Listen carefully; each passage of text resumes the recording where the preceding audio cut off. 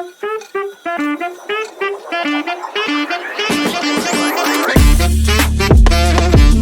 Vibe.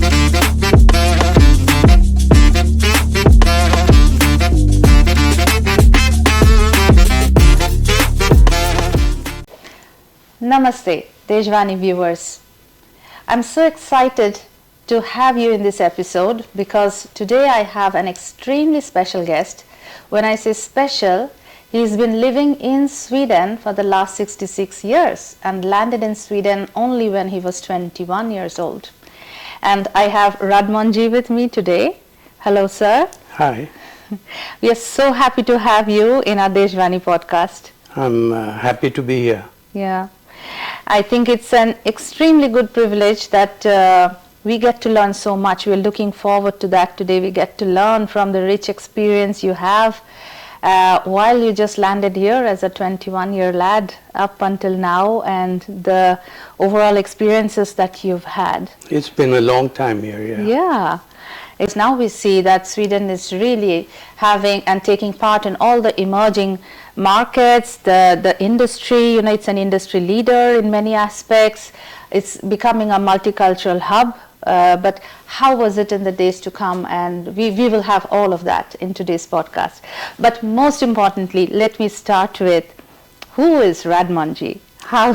Well, my name is Radmon Sukhia.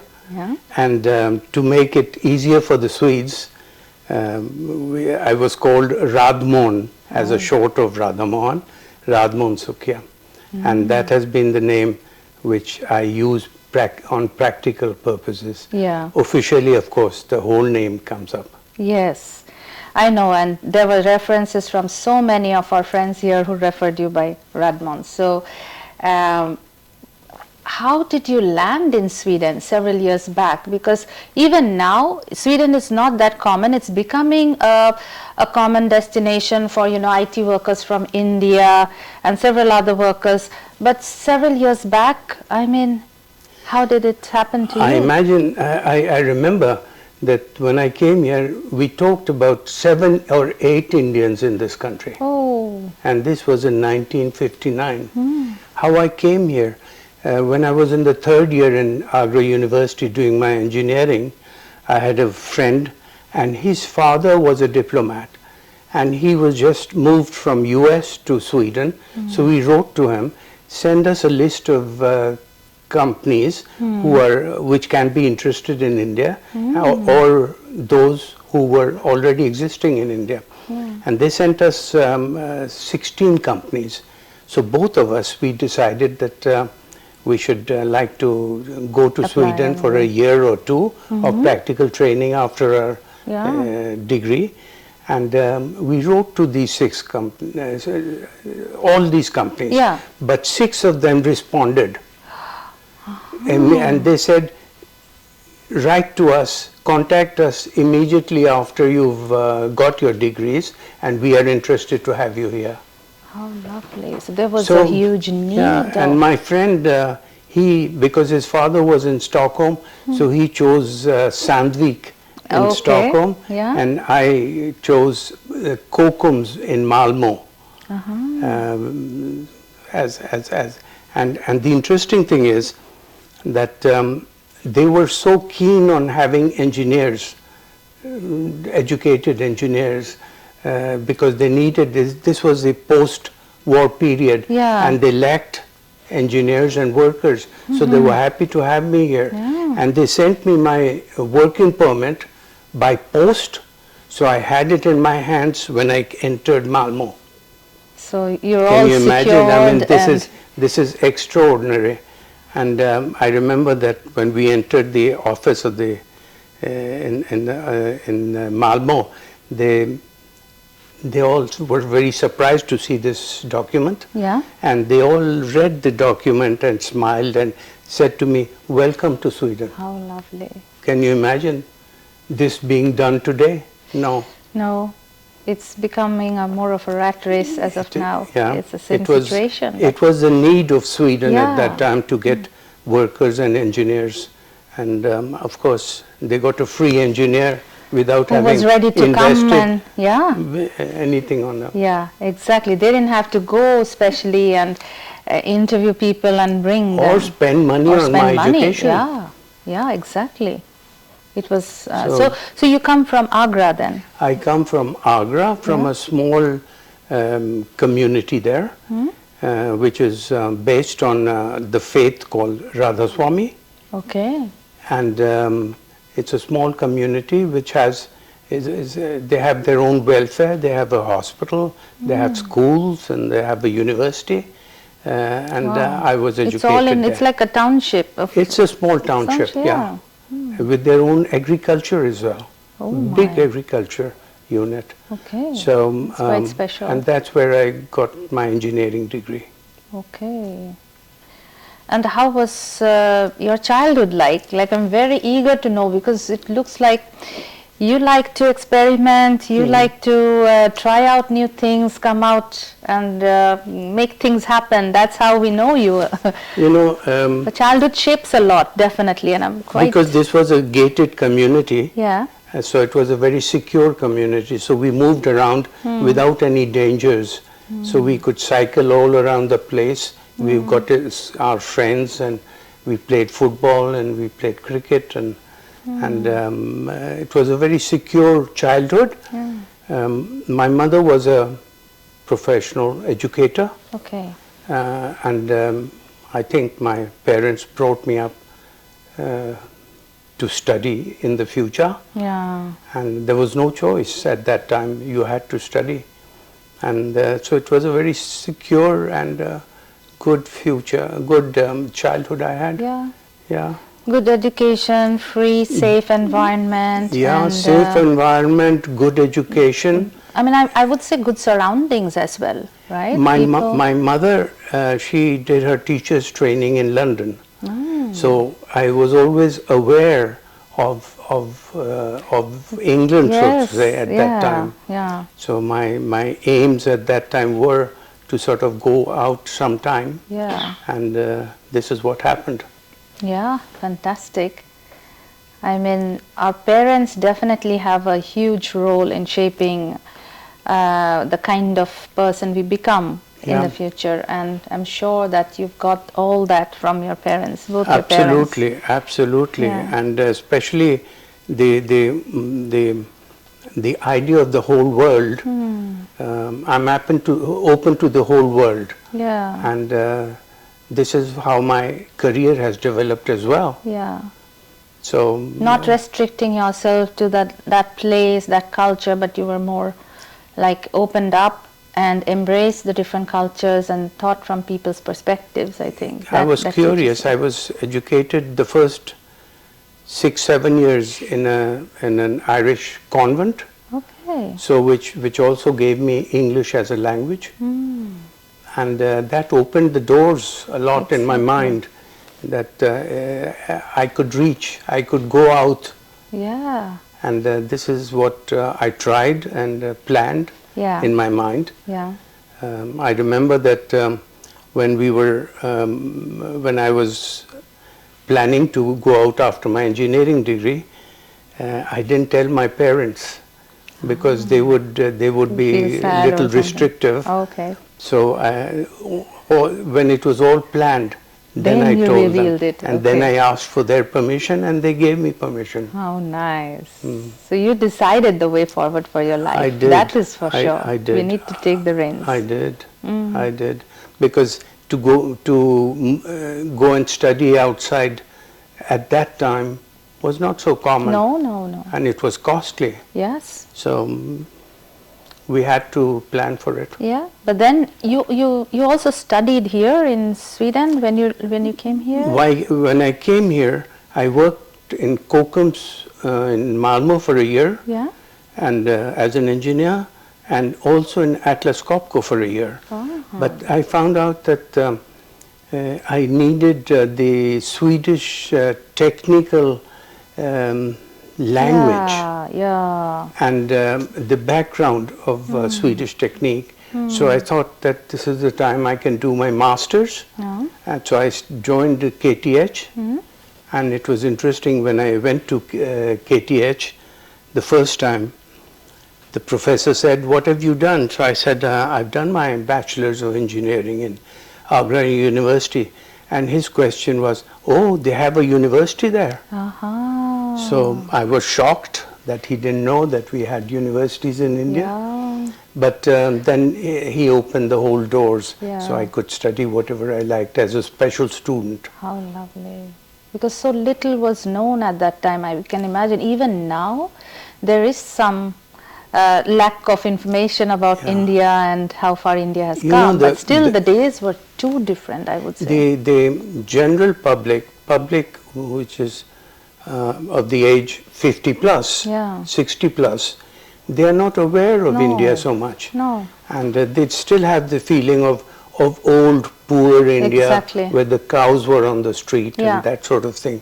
So, but this is changing. This is so rapidly changing. Rapidly changing. Yeah. But I mean, even us who live here, when we visit our cities, we see a flyover has been developed, you know, new buildings and a lot of multinational companies having their hubs in the different cities. So even for us, it's a little bit like unmatching. I agree completely, because I visit India every year. Yeah. And every time there's a change. There is a change. And I have to find out how can I go there or do whatever I want. Yeah. And it's absolutely different. Different. Yeah. And you can use your credit card everywhere, which wasn't so. Exactly. It's totally digitized now. Yeah. I mean, all the transactions mostly, and it just gives me happiness how it's embracing, and it's also becoming one of the leaders. I mean, it is one of the IT leaders already. And so many of us Indians are living in Sweden now. And we see the Sweden for the last 10-15 years. I mean, there definitely are people who live here for most people we interact with have lived here for the last 10, 20, maximum 30 years. We know some people. But you came here 66 years back. I mean, that is like, really, for me, you have seen the history, the evolution of Sweden. Yes. So many changes from being 6 Indians to 90,000 now, as we were talking a while back. So yeah, sure. Actually, I've gone through all the reforms that Sweden has had on the welfare side. I remember the first year I was there, we used to work on Saturdays. And the women had maternity leave, which was, I think, a few months only, maybe 3 or 6 months. Wow. And you can imagine what it is today. So a lot of reforms. And I remember the period when these reforms came and there were changes. Yeah. So I've lived with it all the time. Constantly changing, adapting. The schools, the education, the welfare, the streets, the townships, and the values, they've really changed. Yeah, yeah. And I've gone through all that. Sometimes I try to remember how it was then. And it was very, very different. I mean, when I came here, my first feeling about the Swedes was that they were innocent, fairly naive. They didn't know much about the world. And I remember the first charter trips out of Sweden were in the probably late 50s and early 60s. Oh. And the first popular resort was Mallorca. Oh. So a charter trip started working there. And coming from India, I was a unique person. I know. And I felt welcome every time I met people. They said, "Oh, you are from India? How interesting." I mean, because they have just traveled up to Mallorca. Yeah. And where is India? Some other part of the continent altogether. I Exactly. mean, of the world altogether. Exactly. I mean, crossing several continents and oh my God, you were so precious, and you are. The people did not know anything about India, or very little. Yeah. Few people, of course, knew. But there was a very well-known economist called Myrdal, and his wife Alva Myrdal was the first, I think, the first ambassador to India.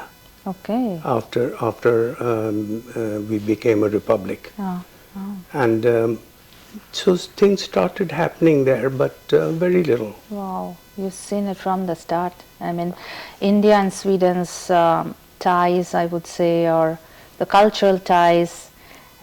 Please talk a bit about that too, sir. I know that the Indian Business Council is also now your active part in that. Yeah. You take an active role. You've taken an active role, and still, you know, your family is part of that very, very closely and drives it from the top. So Well, Sweden-India Business Council is a platform for business between Sweden and India. And I joined it in 2004. It was started in 2003, if I recall. And I was active, very active in the beginning, recruiting members. So I was in touch with all the many industries to get them as members, because this is it's financed by the members. Okay. Yeah, and but a lot has happened there. Yeah. And my son, he's the CEO there, and he joined in 2005, 1 year after I joined. Yeah. I was in the board, Yeah. and he has been the CEO for 20 years now. Yeah, And things have really happened. absolutely. Good things have Yeah, happened. yeah, yeah. Many delegations are being exchanged, delegations going from here and delegations coming from there. And they meet, and Sweden-India Business Council is a platform where they can get together. Absolutely, and that is so important for also the growth and development of business here, and to kind of tie it with the Indian industry Yes, and our people there. and it's happening. It's happening. It's happening, yes. I mean, even recently there's been Yeah, there was a delegation, delegation. which Robin, my son, Yeah. led, and there was a tech delegation. Yeah. And I understand from his report afterwards that it was very successful. Even some business deals happened. Yeah. So it was a very popular Wow. delegation, and this is not the first one. No. It happens very often. Very true, and we get those reviews also through social media. We get to see several of them coming through the embassy page and so on and Yeah. so forth. So it's so fantastic that your full family is tied. Like, you came as one of the 6 Indians, and now, you know, your family is taking a lead in the ties as well. So that is so. Actually, a very Commendable. interesting part is that my wife, I got married in 1964. And she was Swedish. Yeah. She's no more, unfortunately. But what she did for the Indian community was fantastic, because she specialized in something called cross-cultural communication. And she was holding seminars on how the communication between an Indian and a Swede share, and what's the basis of this, what's the background, why is it that they have to try to understand each other and be aware of each other.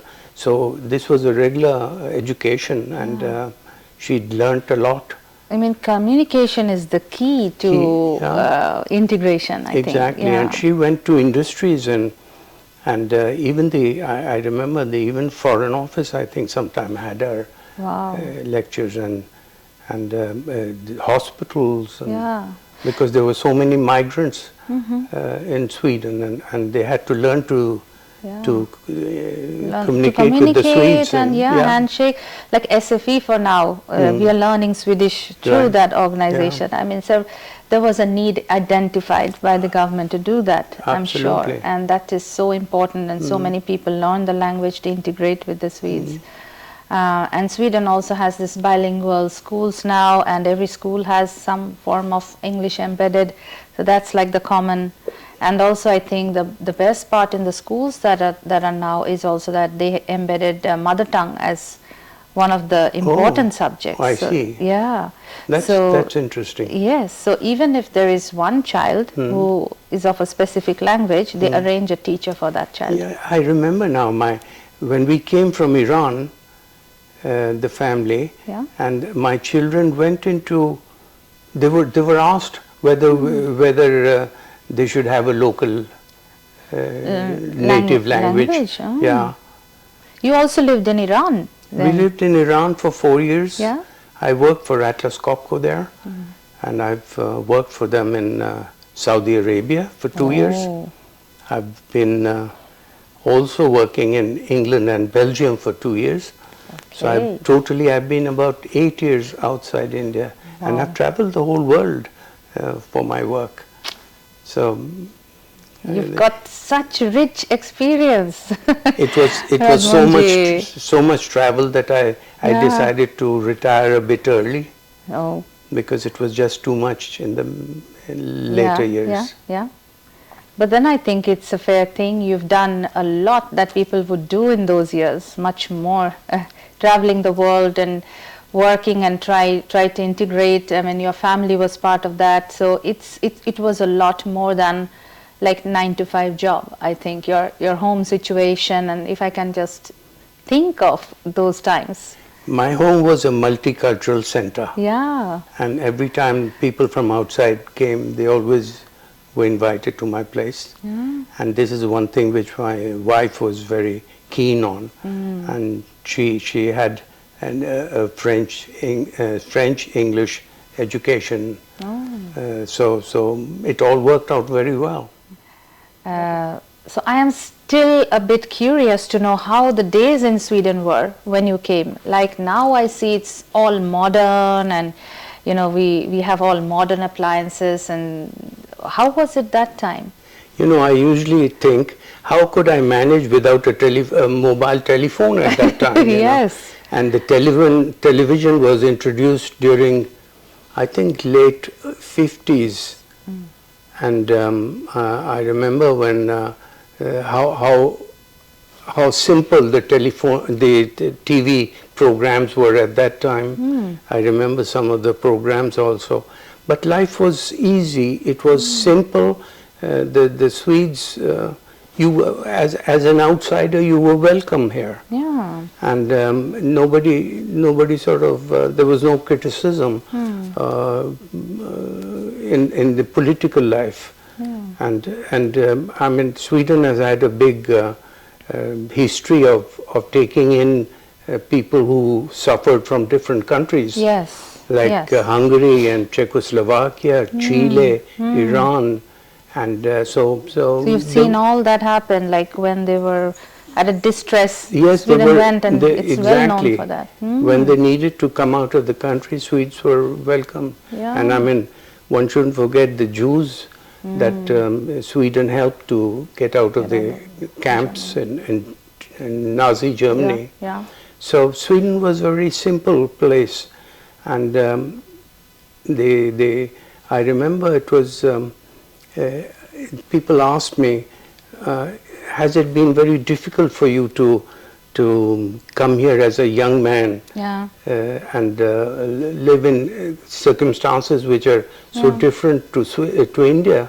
So I said no, because they were also welcoming, and I found it very simple and easy to acclimatize myself and integrate myself. And luckily, I had a mentor family in Malmo, which actually helped me to sort of realize how the Swedes live. And I spent Christmas with them in the first 2-3 years, and that gave me a lot of education on what the Swedes think, how they work, and did they invite a lot of people home yes. so you could be No, that was not so common. No. But I was invited. Yeah. And I had that. That was quite positive. Nice. Yeah. As a young man, they thought it was very interesting to have me home and it's a different culture. Christmas times. We are not used to those in those days. Now it's so cosmopolitan in India. We celebrate almost everything. But back in those days, but the celebration is different. in India, as is in England also, Yeah. it's more Anglo-Saxon. Yes. That you go out to restaurants and Yeah. you have a lot of shopping and all that. Shopping, yeah. Here it Yes, was a lot fine. of shopping, but the Christmas is spent within the family. Private, yes. It Very still is. private. It still is so private. Very, yes. very private. Yeah. And I mean, most of the foreigners never had a chance of sort of getting into a family's Christmas Yes. Eve. Yes. But I did. I was there for 3-4 years. And they saw you as a very close person, I'm sure. So this was my mentor's family. yeah. I still meet the family now. Once a year I try to meet them. How nice. And it's been, I've known them for 66 years. Yes. So they actually... You don't look a year older than 66. Thank you. You've maintained that so well, and I think all this positivity oozing out, and you're so inspiring. And more Indians are coming here in Sweden, and you know, I think we need advice on how to integrate and how to behave in such a diverse place. Please, can you share a few words with us about that? Well, I do talk to those I meet, and I meet a few off and on. And one thing which I tell them, which is very important, that if they have any idea of staying here for Yeah. longer periods, Yeah. then they should learn the language. They have to learn the language to know what's going on in the country. I tell them to watch the news. Yeah. I tell them to have a look at the newspapers. Even if they don't understand anything, they should read the headings and try to understand them. And I think it's very, very important for them to integrate in this society. Otherwise, they will always be an outsider. Yeah. And our looks are already outsider looking, Yeah. so at least we can function like a Swede. People ask me, who are you? So I tell them I'm both Indian and I'm Swede, also Swede. And with the Swede, I'm completely Swedish. Yeah. And with the Indians, I can be Indian. Yeah. And so this dual cultural integrity, I think this is important. This is so important. And the language part of it is, I think, very, very important. I see some of the migrants who come to Sweden who cannot learn the language because they're not educated, some of them. Yeah. And it makes it difficult for them. Yeah. And then wrong things happen in their families, and That's right. and that's not so good. That's not so So good. I think to make integration within the society is a priority. Yeah. And I always tell these people. Yeah. Thank you who so I much meet. for that advice. Yes. I think I got inspired. I tried to learn the language myself. I understand, but I haven't put extreme conscious effort. But maybe I start that. One of the ways to do it, and that's an advice. Don't feel shy, No. even if you speak wrong. Yeah. Because what we do is that we try to speak the right way, and if we can't do it, we Yes. go over to English. Yes. But even Continue. in broken Swedish, do it, and the people will tell you, look, Yes, this they're was very, wrong. very helpful. They're Yeah, helpful. they're So I very- mean, this is the way I learned, and I remember that 3 weeks after I came to Sweden, there was nobody near me in the workplace or otherwise who spoke English. So I had to learn Swedish. You had to swim through that And I met the doctor after 2-3 weeks, and he was surprised that I understood what he said. So, but this was I was forced to do it. Even to buy food, Yes. I had to speak English. Oh, Swedish, I mean. Swedish. And I think now we become a little lazy about this because everyone speaks everyone it. they understand, and they want to make you feel comfortable, and they talk your language. I think but we should think of ourselves and learn that. and learn yes. the language. Yeah. That's the better way of doing I think that. that's an advice I always tell youngsters. Yeah. Thank you so much. I think that really helps all of us. But how is life as a retired individual right now? Now that you've done so much and with all these experiences, the first few years, memories. I had a plan, an active plan that I'm going to learn Italian. I'm going to learn to make Italian food. Okay. And I'm going to do the family tree. And know a little more about the background of my family. Yeah. And so what I managed was only the family tree. Okay. And that took a lot of time. Lot of time. Because I had to go back to India and gather information. Now, for example, my father's family came from Kashmir. Oh. And I have their history from the 1600. Oh. So I have a family tree from the 1600 downwards to today. But that took a lot of time. Yeah. And but I had no time to learn Italian food making or something like that. But it's been busy. I've been very active.